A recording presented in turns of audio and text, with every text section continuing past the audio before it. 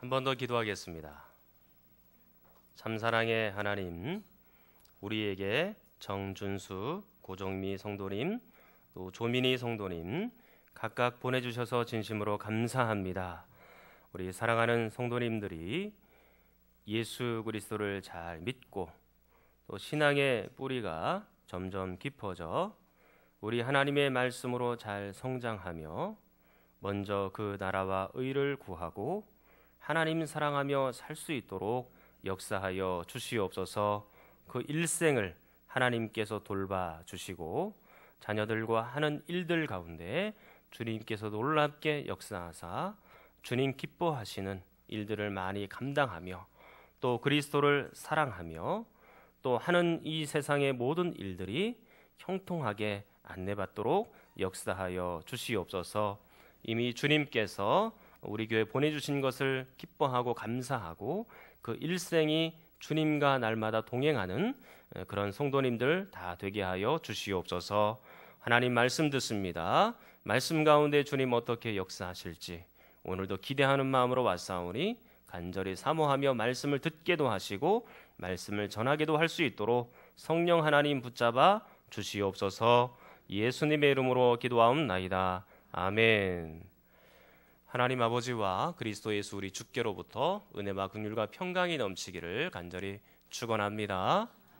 오늘 디모데 전서는 사도 바울이라는 목회자가 후배 목회자 디모데에게 이렇게 목회를 하십시오라고 편지를 각각 쓴 겁니다.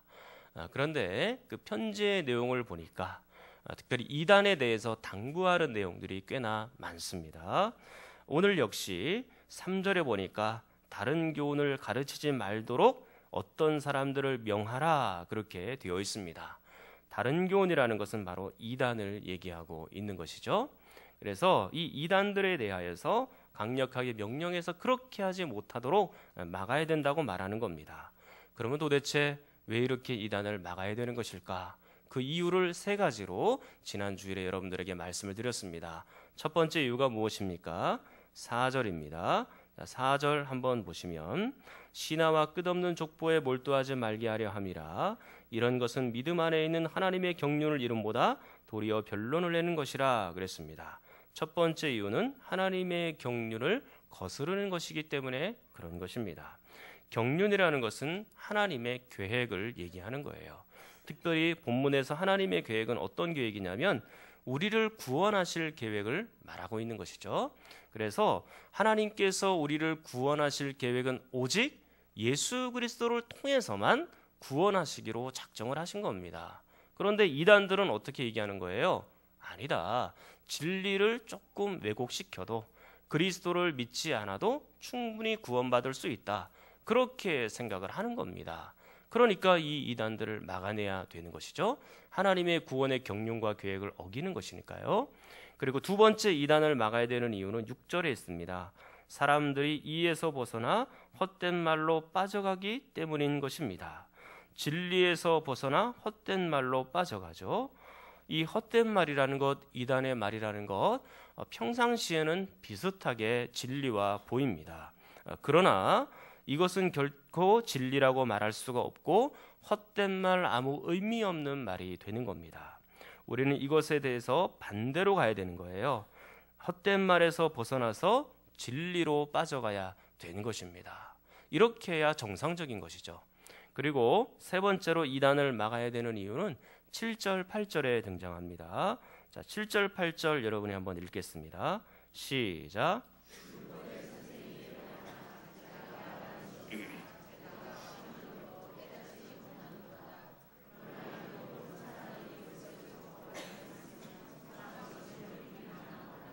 아멘. 자, 지금 세 번째 이단을 막아야 되는 이유는 율법을 적법하게 쓰지 못하고 이상하게 사용하기 때문에 그게 문제인 것입니다. 이단들의 특징 중에 하나는 성경 말씀을 자의적으로 해석한다는 거예요. 이 성경을 해석할 때는 성경의 통일성을 생각해 봐야 되고 그리고 성경의 문맥을 따라서 적절하게 건전하게 해석을 해야 되는데 이단들은 그렇게 하지 않습니다. 통일성, 문맥 이런 거 다 무시하고 본인들이 원하는 대로 편집을 해서 자의적으로 자신의 목적에 맞게끔 막 사용을 하는 겁니다. 그러니까 이 율법이나 성경이 완전히 이상하게 해석이 되는 거예요. 그들의 이단들을 한번 살펴보세요. 전부 성경 말씀을 가지고 이야기하지만 결국에 들어보면 좀 이상하다 이런 생각이 들지 않습니까? 그러니까 자신의 목적대로 막 편집하기 때문에 그런 일들이 생겨나는 거예요.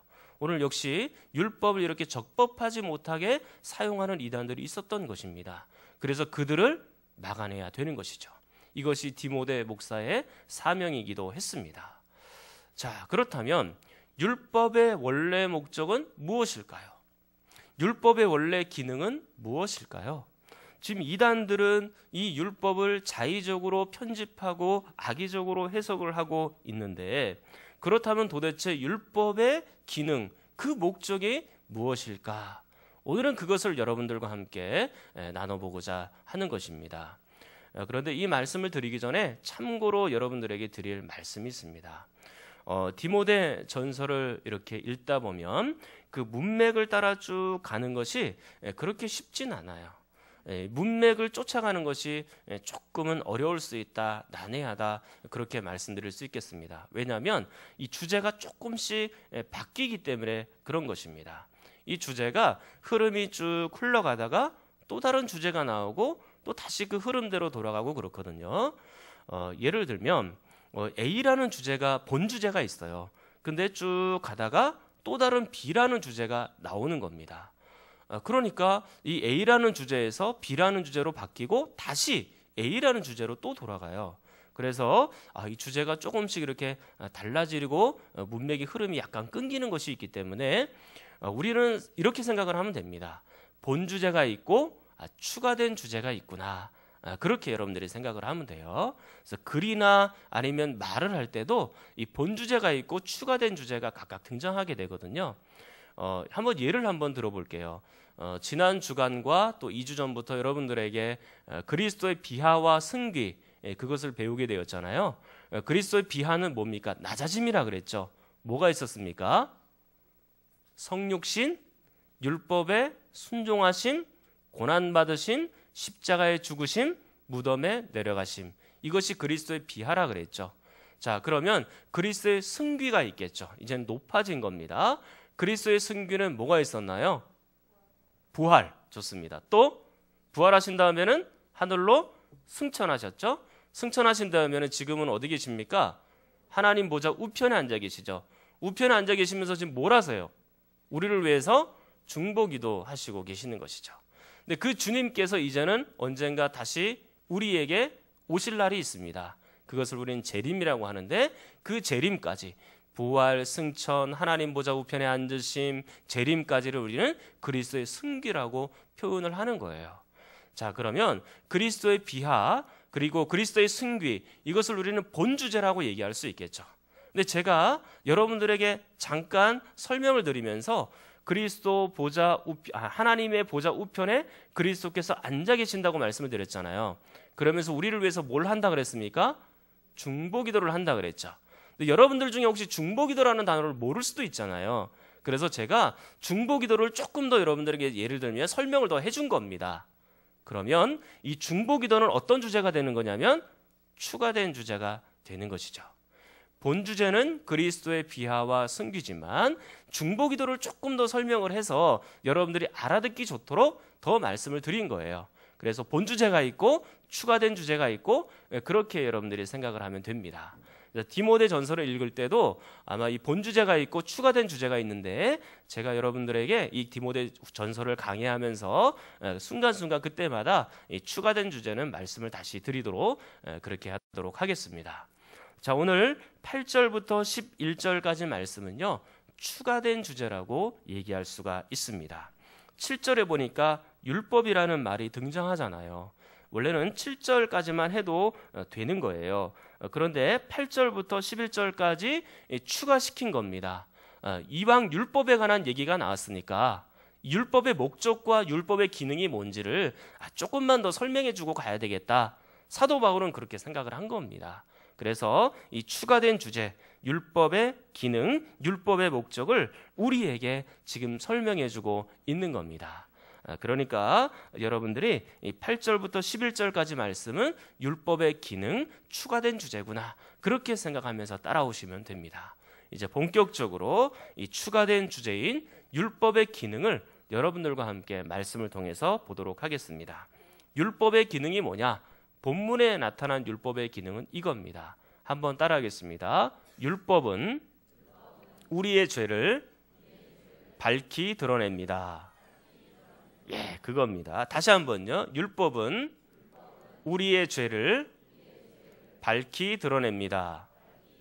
예, 이것이 바로 율법의 기능이다, 그렇게 말씀드릴 수가 있습니다.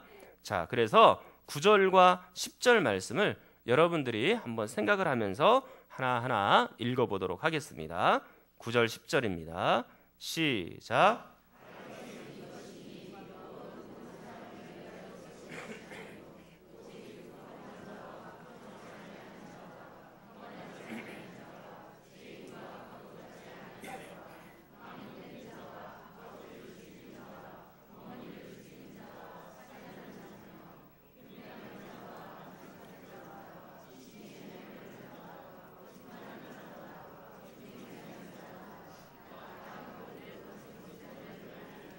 네, 그렇습니다. 잘 읽어주셨습니다.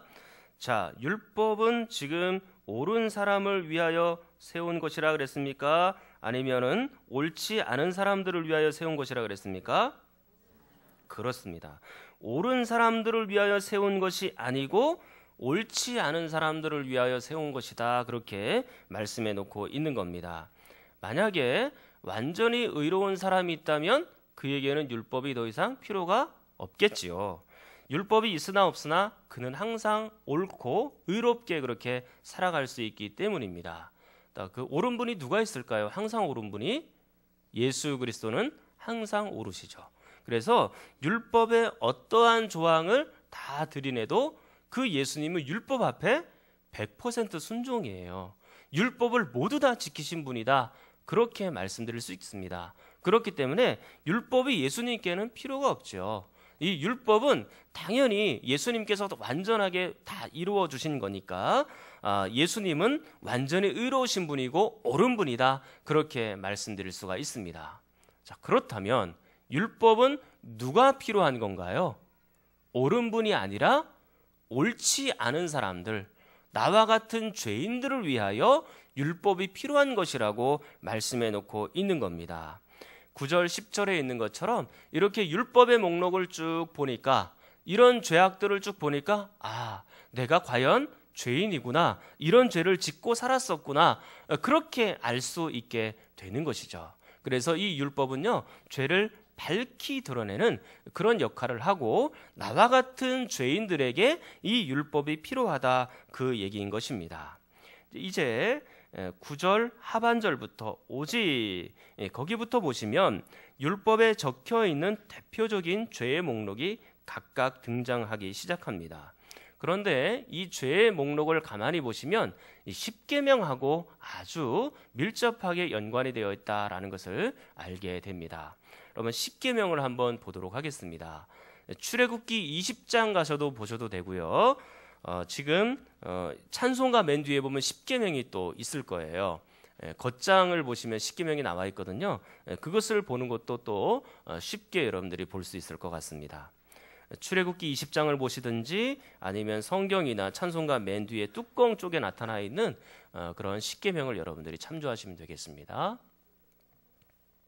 자, 출애굽기 20장이나 이게 성경 맨 뒤에 있는 십계명을 한번 살펴보시면 됩니다. 찬송가 뒷평 뚜껑 쪽에 있어요. 그걸 보셔도 되고 출애굽기 20장을 보셔도 되고요. 자, 한번 십계명을 잘 보시면 이렇습니다. 1계명부터 4계명은 누구와 관계된 계명이냐면 이것은 바로 하나님과 관계된 계명입니다. 자, 그리고 5계명부터 10계명까지는 누구하고 관계된 계명이냐면 사람과 이웃과 관계된 계명이다, 그렇게 말씀드릴 수가 있습니다. 그런데 예수 그리스도께서 마태복음 22장에 보면 이 10계명을 염두에 두시면서 이 10계명을 요약한 말씀이 나와요. 한 율법사가 예수님께 물었습니다. 예수님, 율법 중에 가장 큰 게 뭡니까? 이렇게 물었어요. 그러자 예수님이 뭐라고 대답을 하십니까? 첫 번째 계명은 뭡니까? 하나님을 사랑하라. 그게 첫 번째 계명이에요. 두 번째 계명은 뭡니까? 이웃을 사랑하라. 그것이 두 번째 계명이에요. 그러면 오늘 이 10계명에 있는 말씀과 동일하죠? 그러니까 10계명을 크게 두 계명으로 나누어라. 그러면 하나님을 사랑하라는 계명과 이웃을 사랑하라는 계명, 이 두 가지 계명으로 나눌 수가 있는 것입니다. 자, 그것을 염두에 두시면서 이제 10계명을 한번 손으로 이렇게 잘 표시를 해 두시고 이제 디모데전서 1장을 보는 것입니다.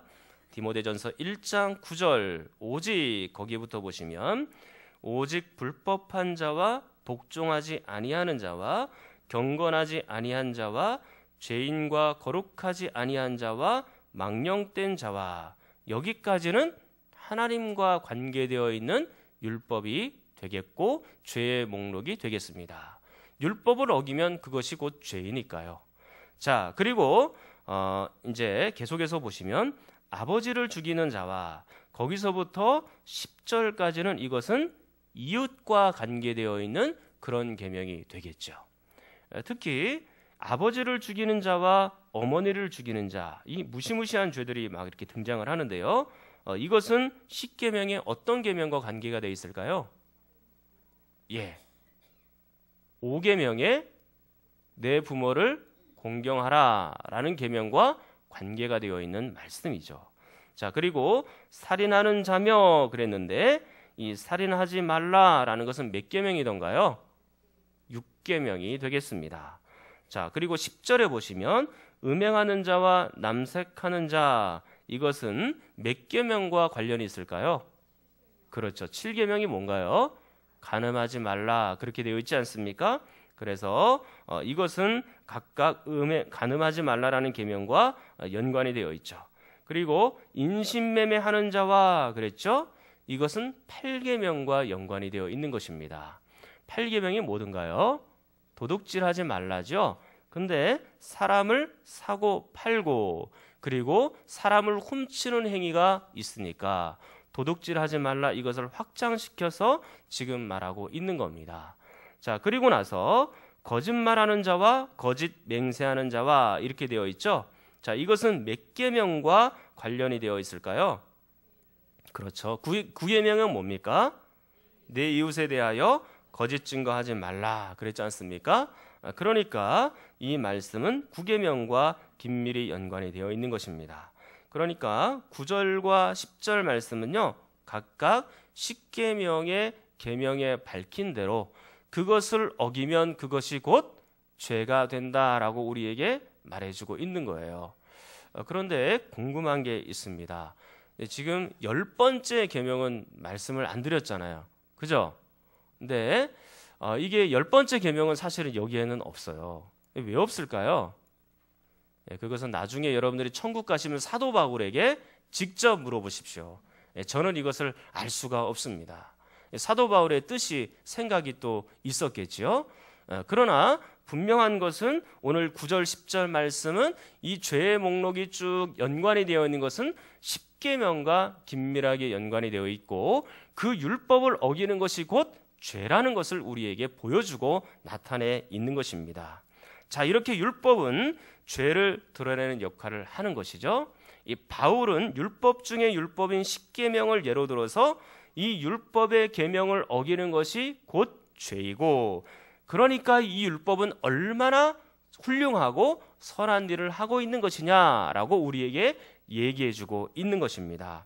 이 율법이 있기 때문에 이런 것이 죄이구나. 율법을 읽어보니까 이런 것이 죄였구나라고 우리가 느끼고 알게 되는 것이죠. 조금 더 여러분들에게 추가해서 어차피 추가 주제니까 추가해서 여러분들에게 말씀을 좀 더 드리도록 하겠습니다. 영국에 가시면 로이드 존스 목사님이라고 계십니다. 저도 뭐 영국은 가본 적은 없습니다만, 근데 로이드 존스 목사님께서 이게 로마서 강해를 하셨어요. 그 교회에서 로마서 강해를 하셨는데 여러분들이 그 로마서 강해를 한번 읽으시면 굉장히 좋을 것 같아요. 그게 이제 해석이 되고 번역이 돼서 이제 우리나라로 이렇게 들어와 있는데 한 14권쯤 됩니다. 그래서 한 400페이지, 500페이지 정도 되는데 그 14권이면 한 요 정도 되거든요.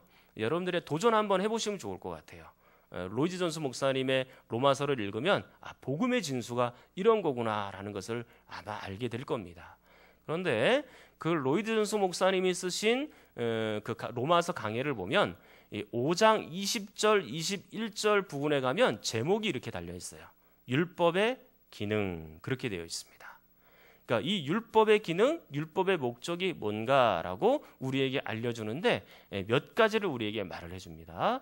첫 번째 율법의 기능은 죄의 지식을 증가시킨다, 그렇게 표현해놨습니다. 이게 어떤 의미일까요? 이건 100% 맞는 말이에요. 우리가 율법을 읽으면 이런 것이 죄구나라고 알게 되는 거죠.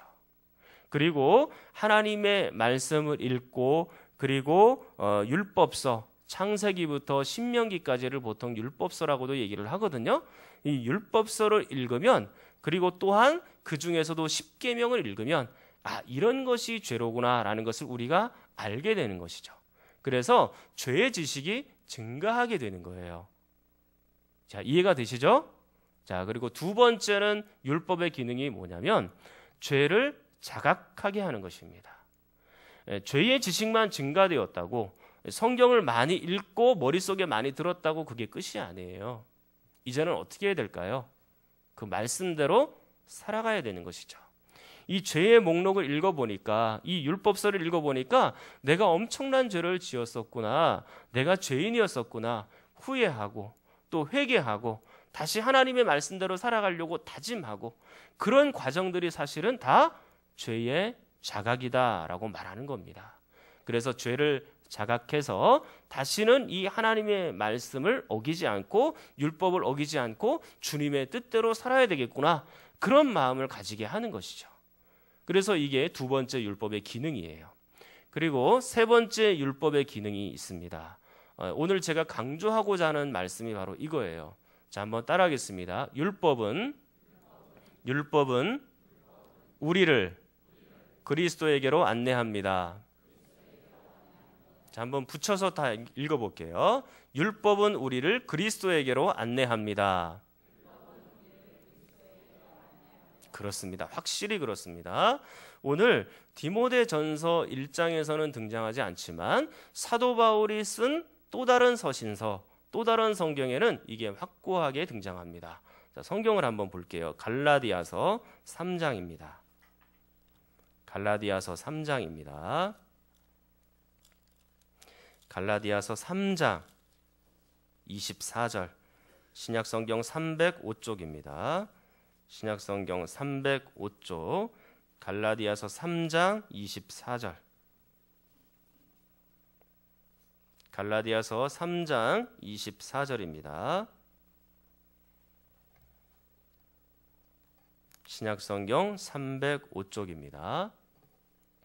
갈라디아서 3장 24절, 신약성경 305쪽입니다. 신약성경 305쪽. 자, 다 찾으셨으면, 또 못 찾으셨으면 화면을 보시고요. 여러분 읽으시면 되겠습니다. 자, 시작.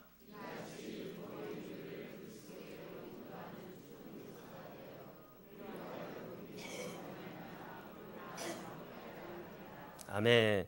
율법이 어떤 역할을 하고 어떤 기능을 하고 있나요? 지금 보니까 율법이 우리를 그리스도에게로 인도하고 있죠. 초등교사에 비유해서 초등교사처럼 이 율법은 우리를 그리스도에게로 인도하고 안내하고 있습니다. 그렇게 말하고 있습니다. 여기서 지금 이 초등교사라는 게요, 초등학교 선생님을 얘기하는 게 아니에요. 예전에 보면 이 한글 개역 성경에는요, 이것을 이렇게 번역을 했었어요. 어떻게 번역을 했었을까요? 몽학 선생으로 번역을 했었죠. 이 몽자라는 것이 어두울 몽자입니다. 그래서 어둠을 깨우치는 분이 바로 몽학 선생이죠. 국어 사전에 보면 어린아이를 가르치는 선생, 어린아이 정도나 가르칠 수 있는 선생, 그런 사람들을 몽학선생이라고 이야기를 한 겁니다. 네, 그것은 국어사전의 정의고 우리가 성경에 나와 있는 배경이 굉장히 중요한 것이잖아요. 이 성경은 벌써 지금 신약 성경 2000년 전의 내용이니까요. 그 2000년 전에 지금의 상황보다 2000년 전으로 돌아가서 보시면 2000년 전에는 이 로마가 유럽의 중심이었죠. 그래서 이 로마에는 귀족이 있고 또 노예제도가 있고 막 그렇지 않습니까? 그런데 이 귀족의 아이들, 자녀들이 있습니다. 근데 이 아이들을 돌보는 노예들이 있었어요. 이 아이들이 성년이 될 때까지 유모의 역할도 하고 그리고 이 아이를 잘 뭔가 배우게끔 하는 그런 기능을 하는 노예들이 있었거든요. 그 사람들을 몽학선생이라고 했던 겁니다. 그래서 부모의 지침을 이 노예들이 잘 받아서 이 아이가 옷 입는 것이나 또 기본적인 예절이나 아니면 식사 예절이나 뭐 이런 것들을 이 몽학선생 초등교사들이 각각 했던 겁니다. 그리고 그들을 자녀들을 좀 보호하고 그리고 이 자녀들이 이제 학교도 가야 되잖아요. 그럼 학교 갈 때 또 데려다주는 진짜 선생님에게 데려다주는 그런 역할도 이 몽학선생이 감당했던 겁니다. 그런 분들을 초등교사라고 하는 거죠. 사랑하는 여러분, 율법이 바로 이런 기능을 하는 거예요. 우리를 어디에게로 데려다 주는 겁니까? 그리스도에게로 데려다 주는 거예요. 율법은 죄를 밝히 드러낸다 그랬잖아요. 그래서 성경을 읽고 율법을 읽으면 내가 잘못 살았구나. 내가 이대로 살면 안 되는데 막 안타까운 마음이 막 들지 않습니까? 그런데 율법은 나에게 100%의 순종으로 요구해요. 율법을 지키되 너는 다 지켜야 된다. 100% 지켜야 된다. 그렇게 말하는 거예요. 근데 여러분들이 율법을 100% 다 지킬 수 있습니까? 못 지키는 거죠. 불가능한 거예요. 나는 그리스도를 닮고 싶고 하나님을 닮고 싶고 또 천국에 가고 싶은데 이 율법을 100% 지켜야 되니까 못 지키는 거예요. 거룩하신 하나님 앞으로 나갈 수도 없고 천국으로 갈 수도 없는 그런 상태가 된 겁니다. 왜? 율법을 어기면 그것이 죄거든요. 죄를 가지고는 천국에 못 갑니다. 그러면 이 율법을 읽으면 읽을수록 나는 어떤 사람이 되는 거예요? 절망이 되고 죄인이 되고 낭망이 되고 도대체 어떻게 할 수가 없는 거예요. 하나님 앞으로 가지도 못하고 있고 그리고 천국으로 가지도 못하는 그런 상태가 돼버렸으니까요. 그런데 이 절망 가운데서 이 율법이 우리를 어디로 데려다 주냐면 바로 그리스도에게로 데려다 주는 거예요. 그리스도에게로 인도해 주는 거예요. 왜냐? 그리스도께서는 이 하나님의 말씀 율법에 100% 순종하셨기 때문에 그런 겁니다. 예수님은 이 율법에 100% 완전하게 순종하셨고 우리도 그 예수 그리스도를 믿기만 하면 우리도 마치 율법을 완벽하게 순종한 것처럼 하나님이 그렇게 인정을 해 주신다 그 얘기입니다. 그렇기 때문에 우리가 천국에 들어갈 수 있고 아버지 하나님께로 나아갈 수가 있는 거예요. 예수 그리스도가 아니면 도저히 아버지께로 갈 수가 없는 거죠. 그래서 오늘 갈라디아서 3장 24절을 다시 한번 잘 보십시오. 자, 이건 굉장히 중요한 말씀이니까 한 번 더 여러분들이 읽을게요. 시작.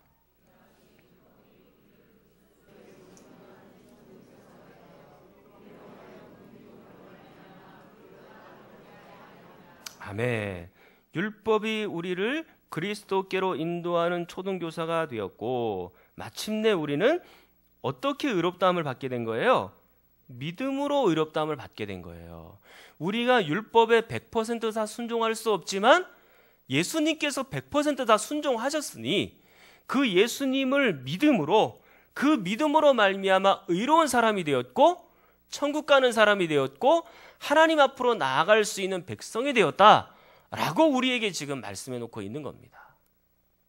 사랑하는 성도 여러분, 그렇기 때문에 이 율법은 우리의 죄를 낱낱이 드러내어서 우리를 절망시키고 우리를 낭망시키지만 결국에 이 율법은 어디로 데려다 줍니까? 그리스도에게로 우리를 인도해주고 데려다 주는 거예요. 그렇기 때문에 이 율법이 얼마나 소중한 것인지 몰라요. 자, 디모데전서 1장 8절로 다시 한번 넘어올게요. 디모데전서 1장 8절입니다. 자, 1장 8절 여러분이 한 번 더 읽겠습니다. 시작.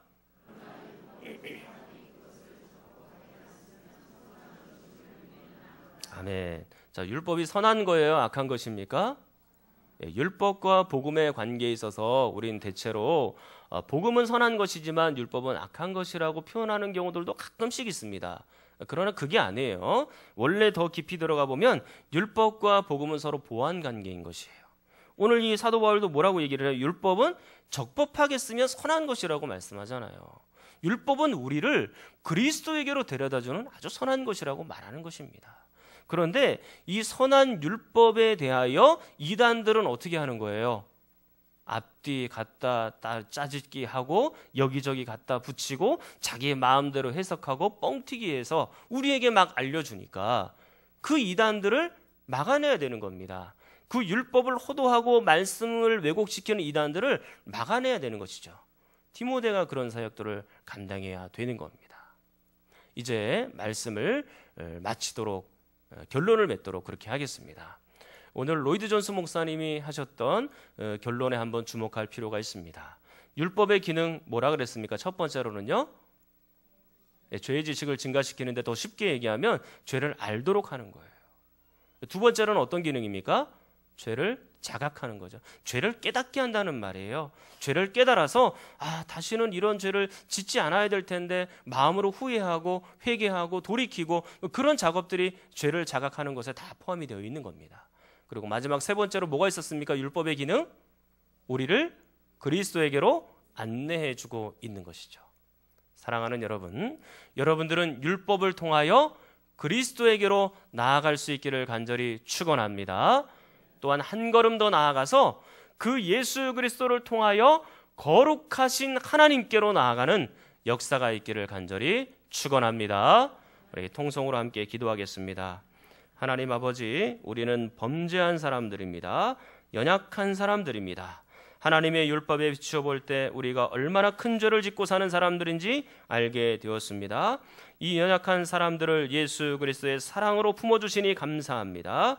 연약할수록 품어주셔서 더욱 말씀대로 살아갈 용기를 주시니 감사합니다. 이제 이 죄를 예수 그리스도의 능력으로 이기게 하여 주시옵소서. 예수 그리스도의 순종으로 나도 순종할 수 있게 하여 주시옵소서. 우리 하나님 앞에 함께 통성으로 기도합니다.